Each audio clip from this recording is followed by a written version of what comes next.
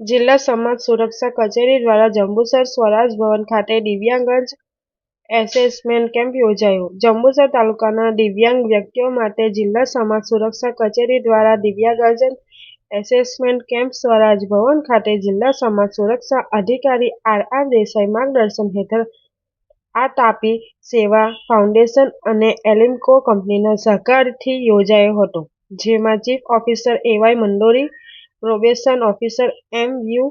મી, Atapi project coordinator Smita power સહિત ઉપસ્થિત રહ્યા હતા. સદર કેમ્પમાં દિવ્યાંગજનોને દિવ્યાંગતા મુજબ તેઓને તેમને અનુકૂળ દિવ્યાંગતાનું સાધન મળી રહે તે માટે એસેસમેન્ટ કેમ્પનું આયોજન કરવામાં આવ્યું હતું. સદર કેમ્પમાં 250 જેટલા દિવ્યાંગોએ કેમ્પમાં હાજર રહ્યા હતા અને એલિમ્કો ડોક્ટર દ્વારા જરૂરી ચકાસણી હાથ ધરવામાં આવી હતી. રિપોર્ટર દિવાલ નજીર.